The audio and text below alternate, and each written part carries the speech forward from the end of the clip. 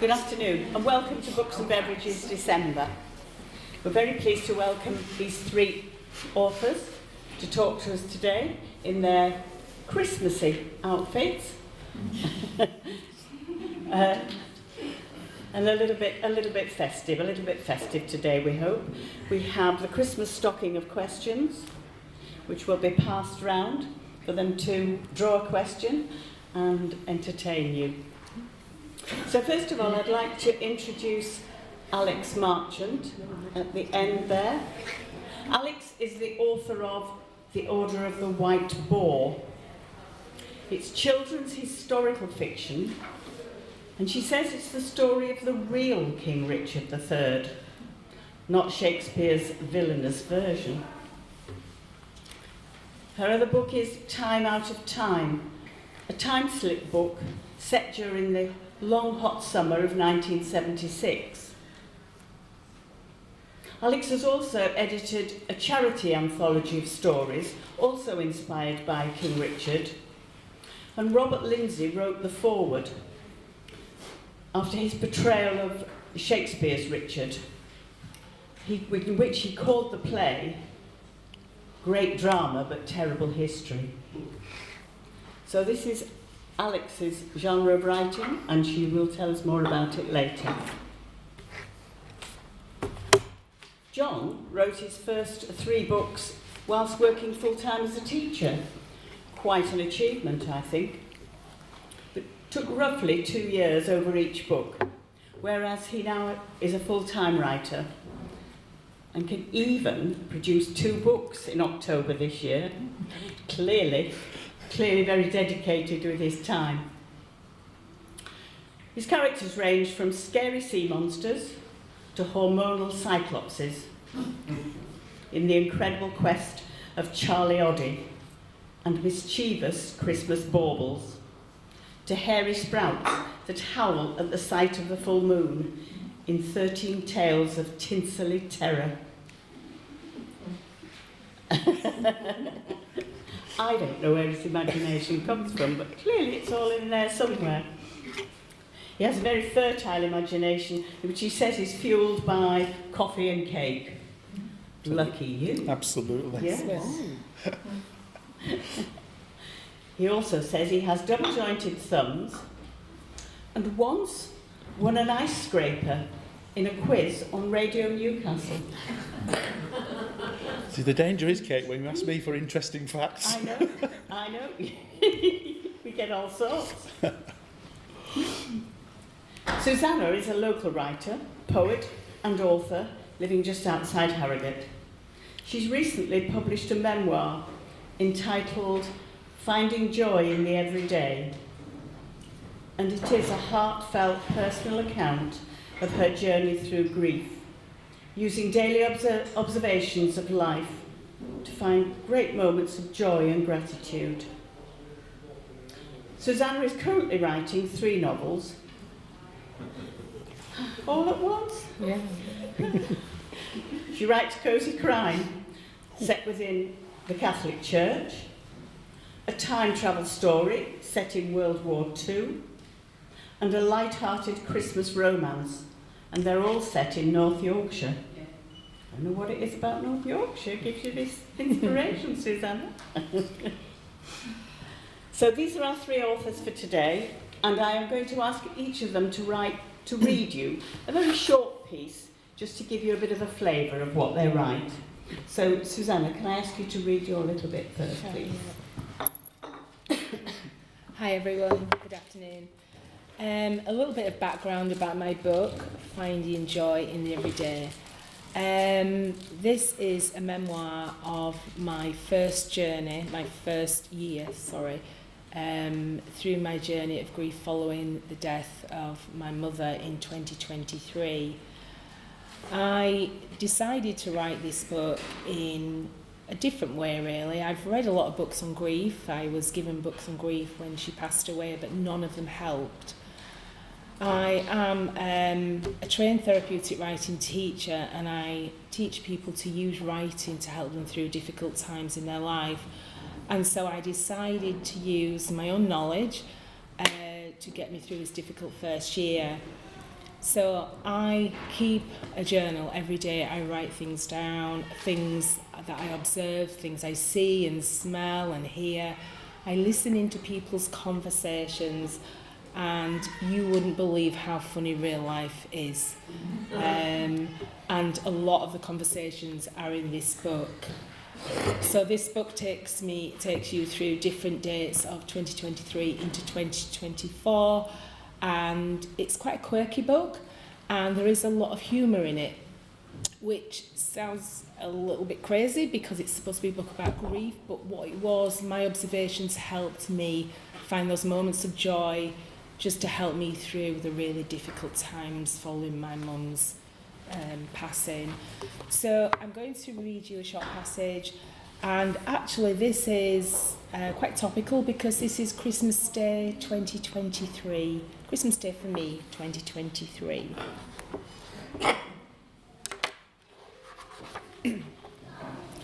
As the year closes in, I feel I've learnt so much and developed in ways I never thought possible. Christmas is just a catalyst when things seem to come together, when people sit and think about what is truly important to them.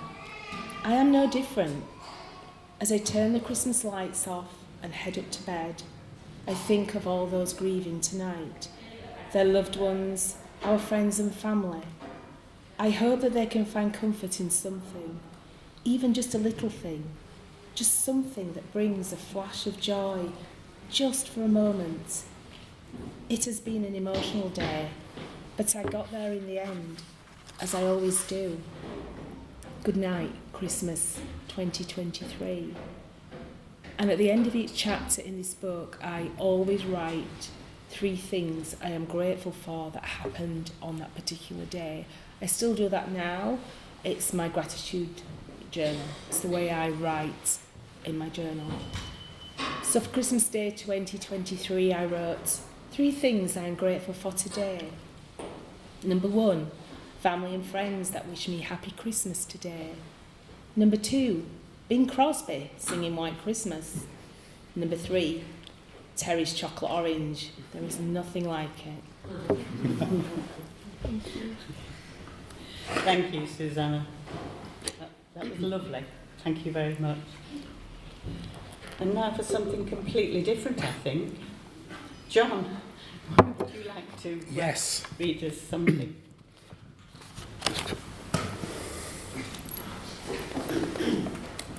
So have we got any parents in here? Yes. Have you ever had those battles on Christmas Day over sprouts with your children? Yeah. The standoffs. I mean, they're a bit of a split thing. The Marmite, aren't they? Those children either like them or they don't like them. I love them. But then again, I like most foods, you can probably tell. Let me take you back to Christmas Day, any Christmas Day it could be, and I want you to picture the scene. There's a family, there's an annoying little sister and a big brother, and a mum and a dad, and it's Christmas Day, and the boy's struggling to finish his sprouts. What he sees is a mountain of sprouts, and you've got a little bit of a standoff between mum and son. Well, come on then, eat them up. We're all waiting for our Christmas pudding, said mum. But mum, Desmond whined, blinking his eyes and unsuccessfully trying to squeeze out a tear. And that was usually how he got round mum, but not today. She raised a finger in the air and sharply said, "Don't give me but mum. I want that plate completely empty. There are some people in parts of the world that are starving and would be more than grateful for such good food." Desmond folded his arms. "They're not good food. They're like big, horrible bogies," he muttered under his breath. "I beg your pardon." This is the only time you say "I beg your pardon" is that you did to your child. Mum ratcheted up the tension several notches. Nothing, Desmond replied, picking up his knife and fork, and once more, sighing.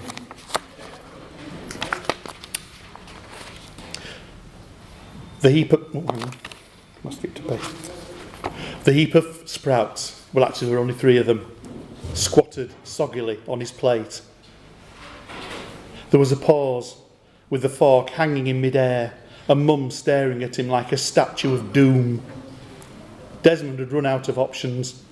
There was nowhere to hide, no way out. Taking a deep breath, he thrust the sprout into his mouth, pulled a face that looked as if he was having a tooth pulled out, and swallowed the thing without chewing. 1 down, 2 to go, said Mum, unrelenting. Dora, the little sister, had the smuggest of smug expressions on her face, and Desmond made a mental note to cut all the hair off her favourite doll at the first opportunity, as he shovelled up the second sprout and plopped it into his mouth. It clung to his tongue like a fat slug dipped in glue. Desmond coughed and spluttered and yucked and yacked before finally managing to dislodge the sprout and swallow it. Ugh! He shivered. Strings of drool hanging from his bottom lip. Please, Mum, no more sprouts. I ate 2 of them already. He gave Mum the biggest, saddest eyes ever. Can I leave that last sprout, please? A silent refusal was all that we received by way of reply. Mum was like the ultimate strictness machine. Desmond was sunk, tummy churning, sweat trickling down his forehead. He gazed at the hairy, green wad of vegetation. Wait, what? Hairy? Desmond looked up at Mum in horror.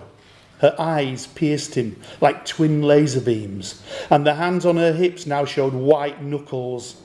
She looked like she could commit murder over this sprout. I'm going to pause there on a cliffhanger. And that's from a story called The Curse of the Were Sprout. The were sprout. You've heard of werewolves. Now you know. It's very scary. Thank you, John. That was very reminiscent. The battle I did was carrots, not sprouts, but yes, I do remember it.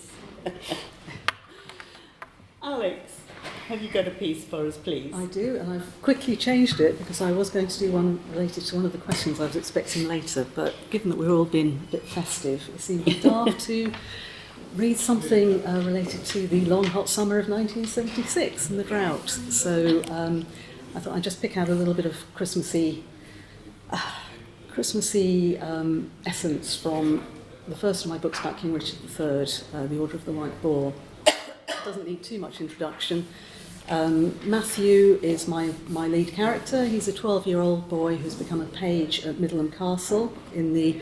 Sorry, do I need to use this? Yes, please. Sorry.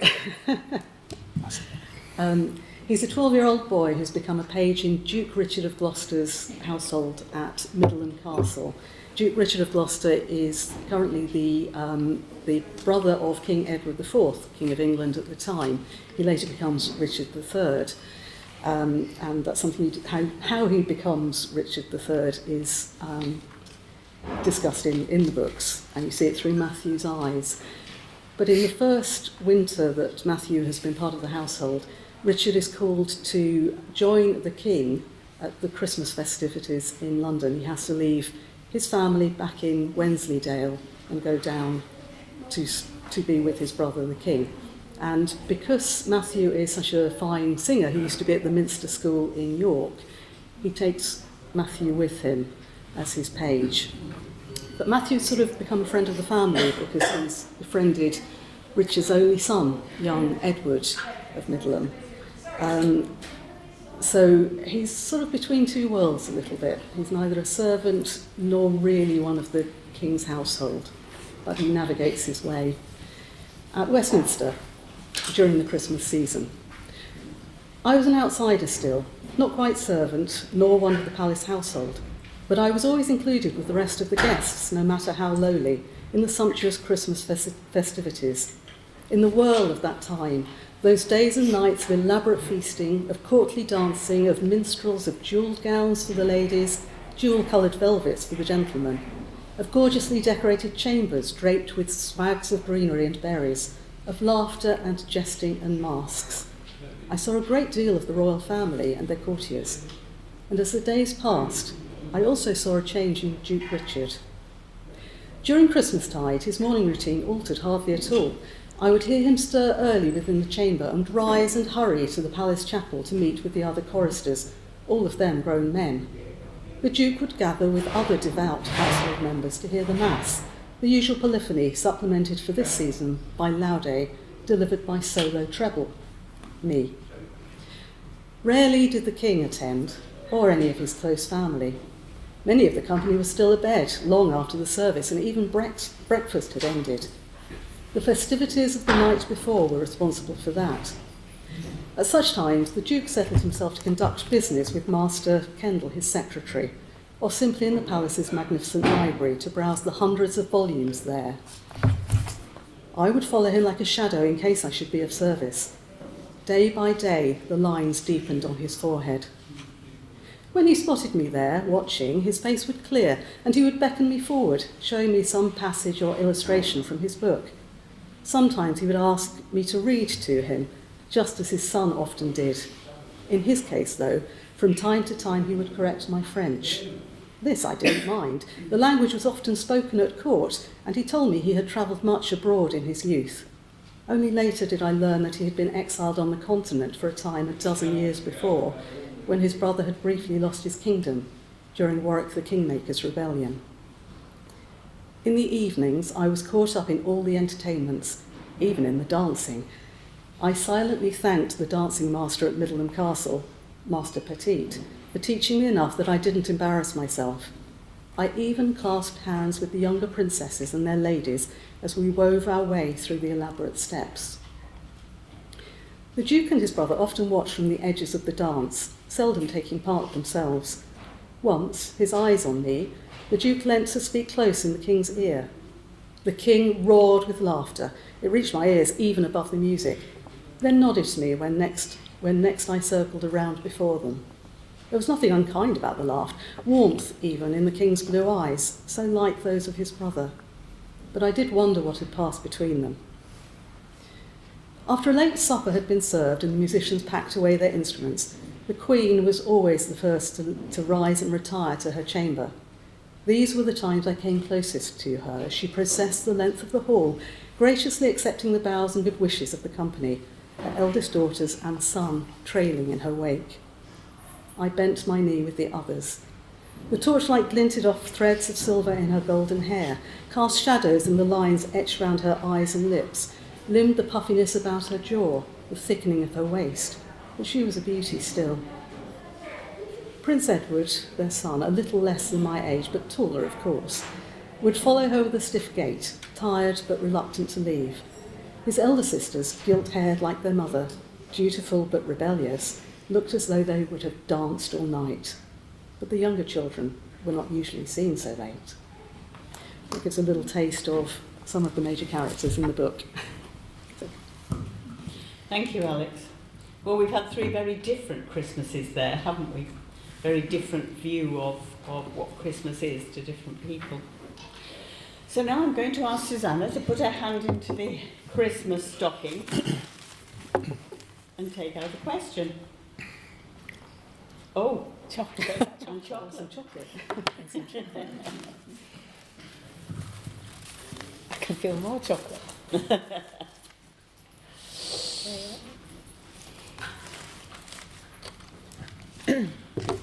So, Susanna, if you were offered a deal by a publisher to write a Christmas story, would you write a comedy or a tragedy, and why?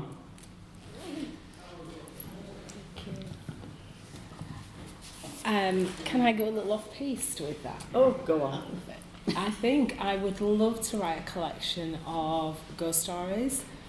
I think growing up, reading ghost stories around the fire at Christmas, it's almost symbolic, and I've read some fabulous ghost stories, but I would like to do a collection of different types of ghost stories without any psychological thrillers or gore or murder. It has to be a simple, that's scary ghost story that makes you think about it when you go to bed. And I just can have it. I've just got this picture of sitting around together, telling stories, telling ghost stories, and so that's what I would want to do, write a collection of ghost stories. Actually, I might do that, with or without a publisher. That's another idea. Yeah. Well, interesting. If I can just dive in there, Yeah. that would have been exactly my answer. Oh, So neither tragedy nor comedy, but ghost stories because of the tradition of the season. And in fact, in my work in progress, that's something that actually happens. There is the reference to the ghost stories being told. It is a ghost story. And I'm guessing that John might say something similar. Yeah, absolutely. Echoing what both these ladies have said, the tradition of the ghost story is brilliant. It's something that's very close to my own heart, and I've read a lot, watched a lot, listened to a lot, and you can't beat a good atmospheric ghost story.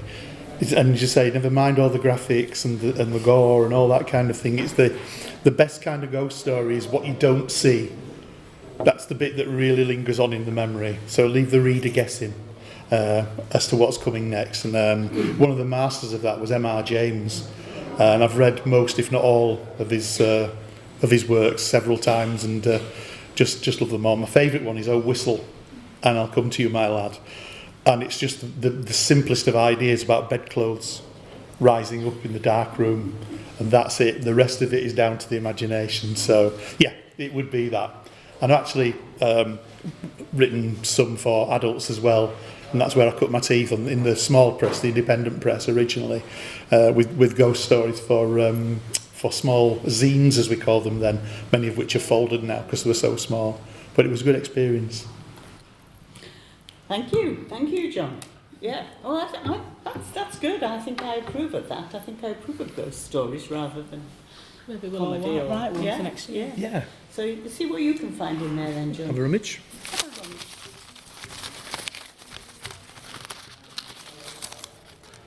Oh goodness me, I found some chocolate. I'm going to go right down to the toe. There you go.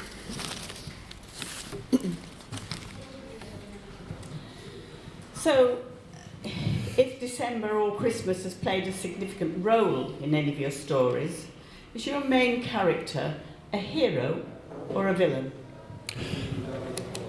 So I've got a little bit of both. I mean, in this one, 13 Tales of Tinselly Terror, aimed at readers aged 9 to 99. So literally is something in there for everybody. But as you might gather, nothing that's too gory. It's more about suggestion of spooks and things like that. There are main characters that are villains and the main characters that are heroes as well. The one that came out at the same time, The Incredible Quest of Charlie Oddie. It's the first one I've done for 6 to 9 year olds. And it's the first illustrated one that I've done as well. I found this brilliant illustrator. I was just blown away with the cover that he did. So the main character is actually Charlie Oddie, and he's the hero of the story. But it's kind of a balance between, in all my books, the hero having to overcome something. And some of that's usually personal, so that you can take the character on in his journey or her journey. But also, it's, you know, the monster that might awaken from a long, cold sleep or something like that. So this one is loosely based, actually very loosely based, around the Odyssey. So there's a little, I've got somebody who's very into classics and very into ancient Greeks, studied that to a high level at university, and she said she didn't see the twists and turns coming, so I'm really pleased with myself in that. So hopefully I can spook the kids and kid them as well, and so they don't get it until the end. Fascinating. Thank you. Thank you. Alex, your turn to dive into the Christmas stocking. Will there be chocolate? No, there may be I have chocolate. immediately out his paper. How strange. How strange. Ooh. Does a time like Christmas stir particular ideas for stories? Well, to be perfectly honest, no. I think I'm just too busy prepping for Christmas itself. And having had 2 kids and umpteen nephews, nieces, December is just a time for getting on with such things. Having said that, as I mentioned a little while ago, my current work in progress is actually a book that is set between October and, as it happens, Hogmanay. So there's a lot of Christmas stuff going on in there, for which I've drawn on family traditions, which are, I don't know about your family traditions, but mine seem to be quite quirky. So a few of those have made it into, which will be interesting to see when readers get round to reading it, when they actually see it, whether they can relate to any of them. But of course, one of the traditions is ghost stories, as we were talking about earlier. So there is definitely that in the book. I don't know if anyone else here would like to answer Anybody that else question. want to pick Would you like that to be up? more? Yeah, I think for me, I run. Sorry, forgetting. I run a community library in the village where I live. Sorry, and I've just changed a lot of the books over to Christmas themed books, and 99.9% of the books are what I would call easy to read. I think my viewpoint is Christmas, because we're so busy, as Alex has just alluded to. I think the books that I think we're attracted to are the easy reads, because we're so stressed, we don't have a lot of time, and I think the easy, the easygoing books to read are the ones that I particularly think are attractive to me as well. However, having said that, so I'd say there's 99.9% of my books in the library for Christmas are what I would call romance, comedy. I think I've got books like The Christmas Chocolate Shop, The Christmas Village. You can tell the covers on the front, they're all very, nice, easy going. I had one book that I think was called Santa Killer, and it was a black book, and it had a picture of Santa on the front with about 2-foot blade in his hand, and it was obviously some kind of slasher book. And a lady came in her 80s. I said, look at all these lovely books here for Christmas. She saw the Santa Killer in the corner. She said, no, Susanna, that's the one for me. So that theory about easygoing, not scaring yourself to death, books is out the window. So for me, I think Christmas is cozying down at home in front of the fire with a hot chocolate and a book that's easy to read. For me personally. Thank you. John, dive in and find another one. Find something different. Something different? So, do you want me to pass it to you? Shall I pass it to you to read? I don't mind. Whichever. Yeah. I think this is a duplicate. Oh, is it a duplicate? Can you have another? Yep.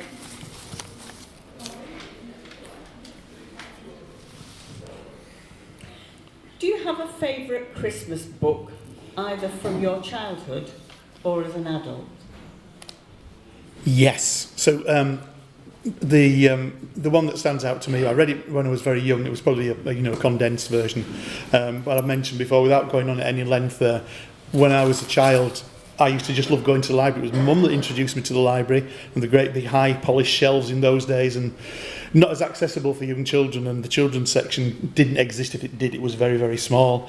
So my first sort of experience of a Christmas book was Christmas Carol by Charles Dickens, and I've watched lots and lots of different versions of that, and being a teacher for many years, I've taught it on the syllabus up to GCSE as well.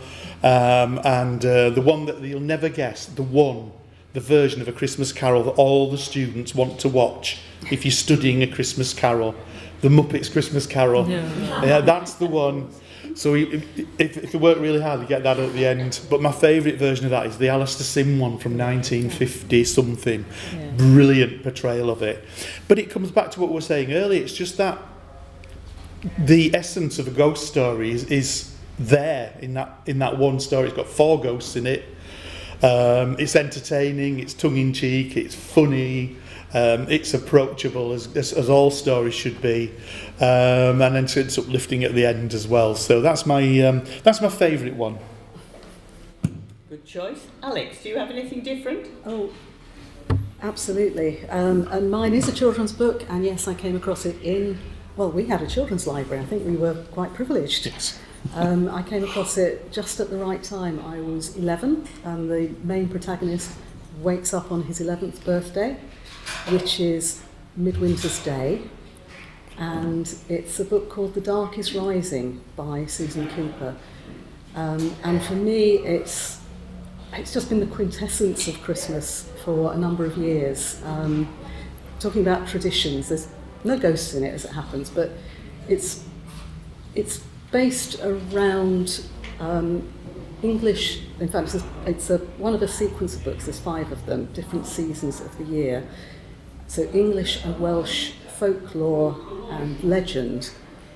But what I love about it is it's firmly rooted in family and in real people, in real life, but with this amazing dark v light, good v evil battle going on behind. And Will, the main protagonist, is caught up in that.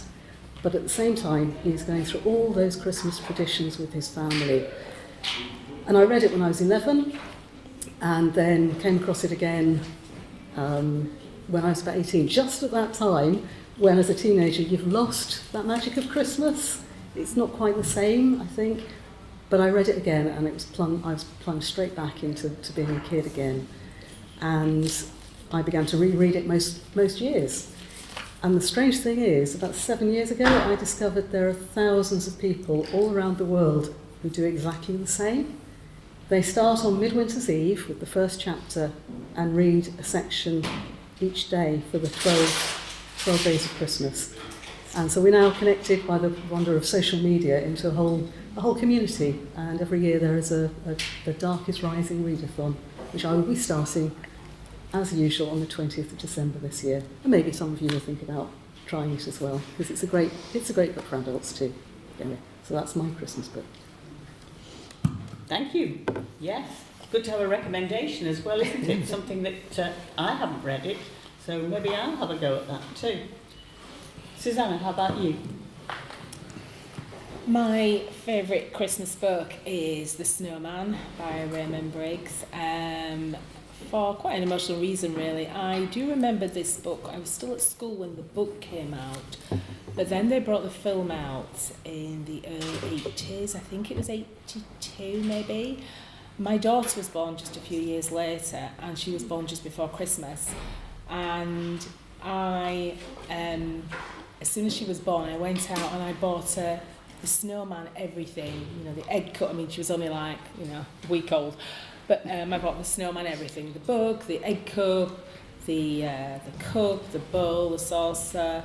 We decorated the house in the snowman pictures, and it just became quite iconic. And I think for me, it just takes me back to that time when I'd had my first child, and it was Christmas, and I was just sat in the middle of all this snowman things, reading her this book, like she could understand it at that age.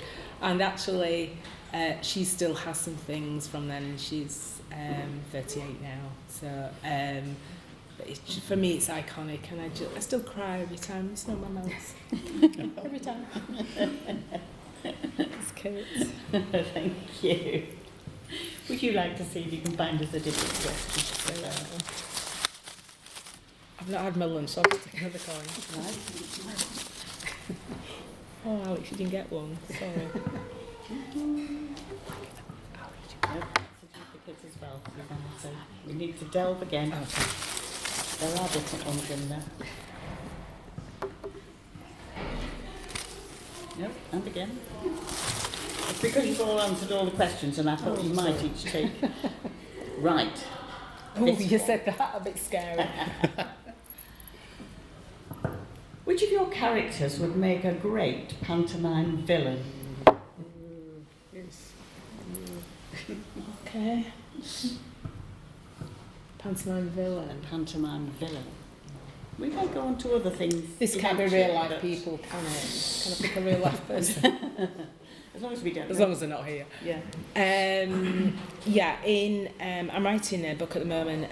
It's a romance, and there is somebody in there who starts as a hero, and I don't want to give too much away, but I've turned him into a villain, and he's not a typical villain, with hooded eyes and a dark look and a black cloak. But he's a villain that probably some of us have known in our life. But I think the fact that he was a hero to start with, and then I turned him into a villain, makes him more of a villain, really, because I kind of got sucked into his character, this lovely, warm person, and now he's really nasty, and I actually really can't stand him. I quite detest him, really, but that makes it easy to write about because I detest him so much. So he would make a great pantomime villain because he doesn't look like one, but then he changes and then he becomes one. You know the type. He's based on somebody real, but I'm not going to tell you who. Alex, do you have a pantomime villain? Oh yes. To my surprise, but he appears...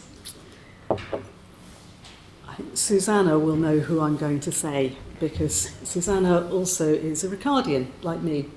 So, as Ricardians, a lot of us really are not huge fans of someone called Henry Tudor. I don't know whether you know much about the period, the late 15th century and the Wars of the Roses, but Henry Tudor swept in, invaded and defeated good King Richard at the Battle of Bosworth. And a lot of Ricardians really do view him as a bit of a pantomime villain. People virtually boo and hiss whenever his name's mentioned. At the reenactment of the Battle of Bosworth each year, there are boos ringing around when he comes up and claims the crown. And he, in my 4 books, he only appears once, very briefly so far. He's not in the first book, he's not mentioned at all, because Richard is Duke Richard, the nation is at peace, the wars are in the past, everything is absolutely fine. But in the second book, which is when Duke Richard becomes king, we discover that there is a pretender to the throne lurking in France called Henry Tudor. And so as time goes on, he becomes a bit more of a threat, and then, of course, at some point in my books, the Battle of Bosworth occurs.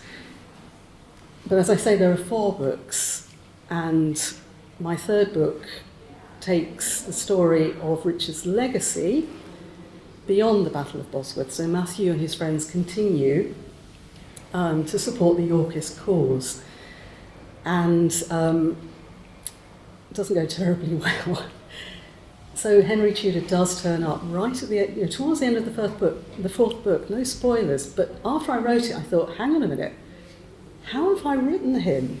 And I was looking at it and thinking, does he actually come across as a bit of a pantomime villain?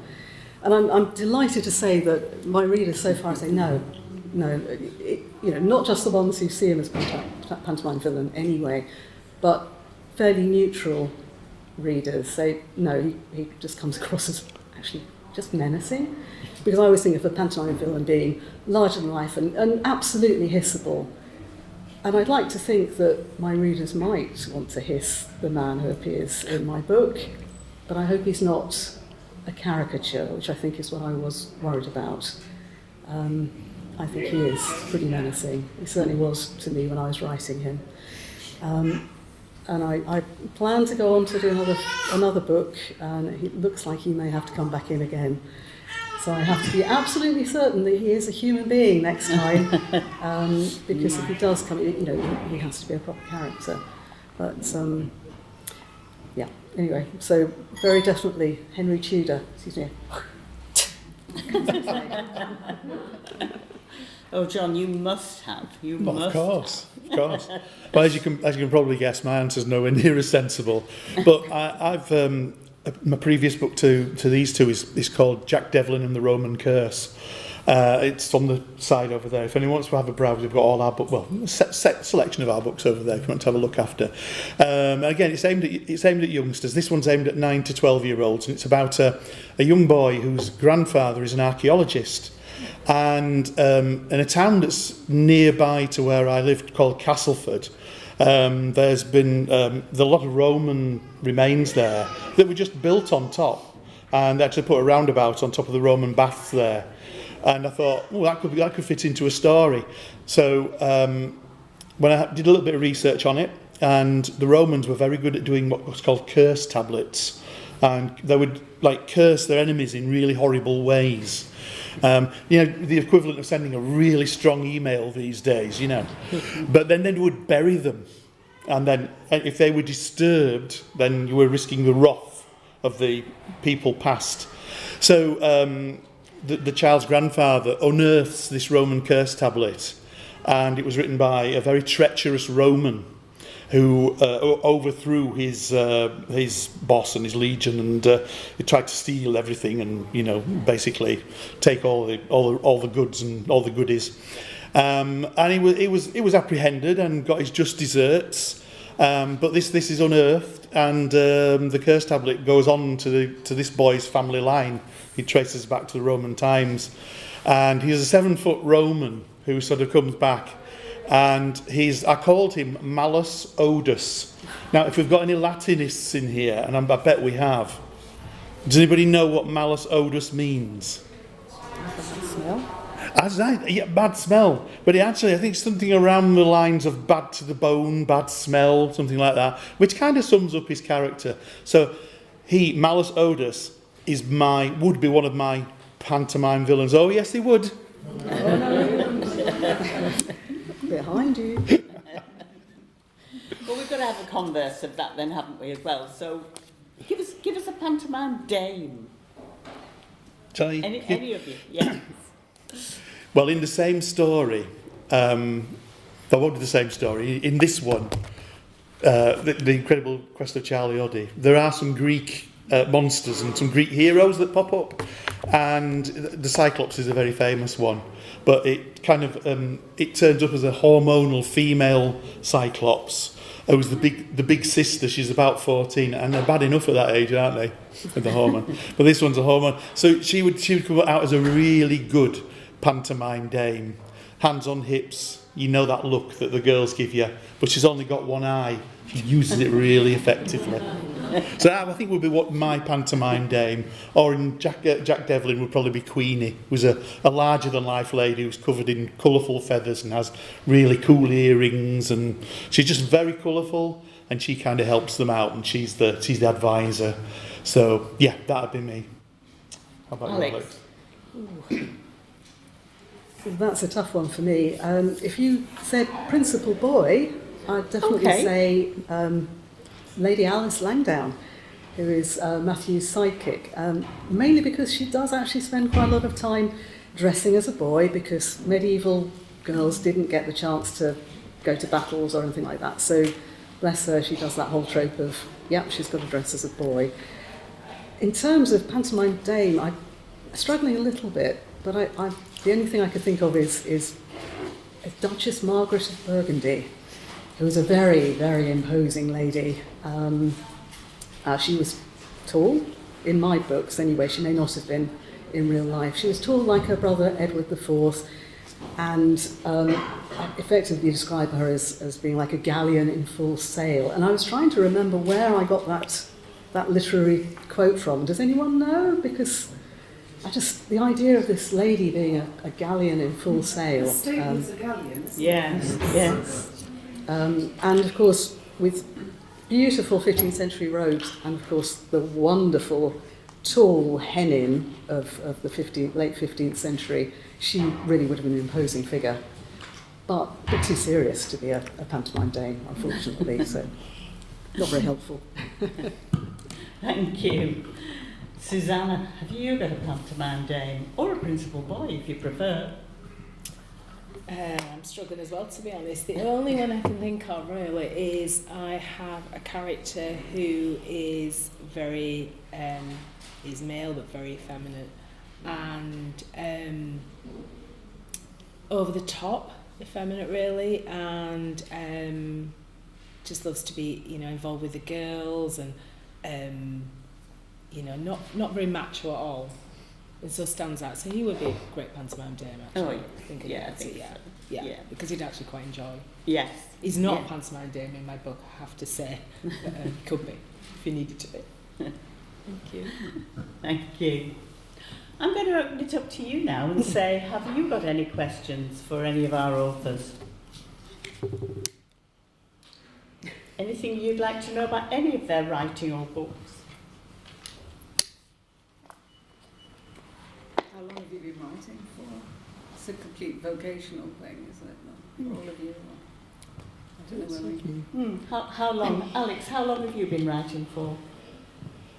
Since I could read, I think. I don't remember a time when I didn't write, except for those times when life gets in the way and you don't have time. But certainly I remember writing my first book at 5 or 6, 7. I was a huge fan of C.S. Lewis, so of course my first book was about children who went through a fireplace to a land that was ruled by a horse. So I did do quite a lot of derivative stuff when I was a kid. I hope not so much now, but I did go from, C.S. Lewis to Anna Sewell to Tolkien to whatever, until I decided what I really wanted to do was write for kids in my own way, but forever. John, how about you? Yeah, similarly, ever since I could hold a pen, I've been writing stories. I was really lucky at school because I was good at English. And when you get something that you're good at, you tend to do more of it and avoid the rest of it. Maths was never a strong point. Drawing, well, stick men. But I always came top. If you asked to write a story, I was away. And a lot of my friends were like, oh no, I've got to write a story. And I just loved it. So I found it easy. And I just enjoyed telling stories, and when I became a teacher I would make stories up and tell them stories, and the first book was published in 2012, and I was a practicing teacher at the time. It had taken a while to get that one done, and I got a lot of good feedback because I had a pretty captive audience, so they sort of said, well, that didn't work, and it really kind of took off from there. So I wrote 3 whilst I was teaching, and then, as I say, now I've got more time to write pretty much full time. It's really nice to be able to do that. So it's a hobby. It's kind of a labour of love, if you like. Thank you. I think like the others, I started very, very young. I don't know if anybody remembers Jackie magazine. I actually had something published in Jackie. It's like my claim to fame, like this little, I can't remember what it was, but some little letter or something.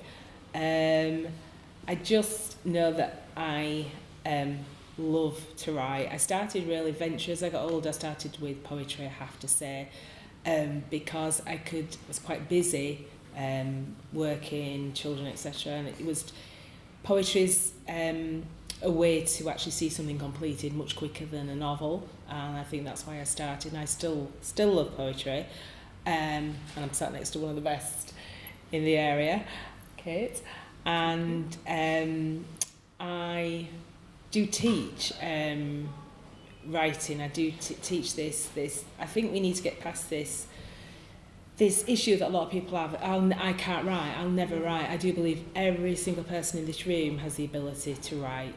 I always say to my students, if you can write a shopping list, you can write.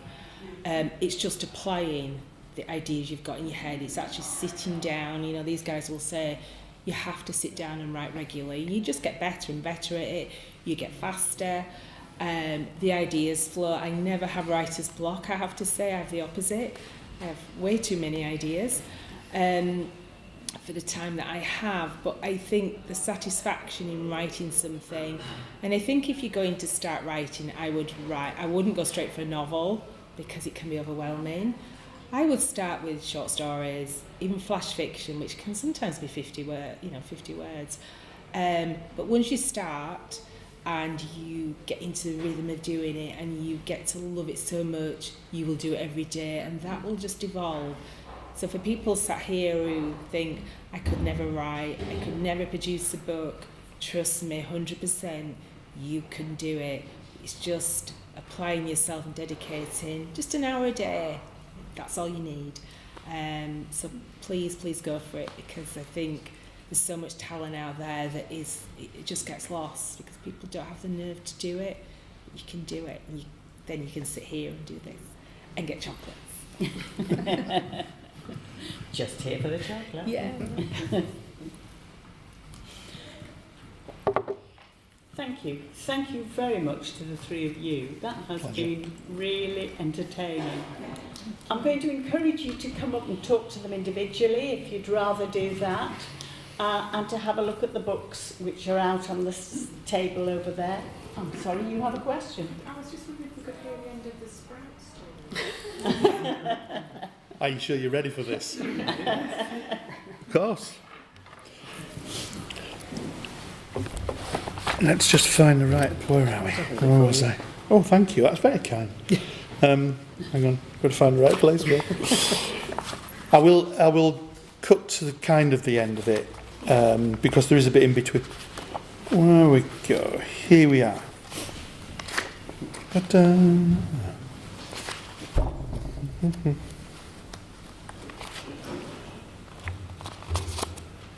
But just so this is the very last, the last couple of paragraphs, and this is where Desmond, the main character, has in terms of the weresprout, he's been infected by the werewolf gene. He's eaten the weresprout, which you never do.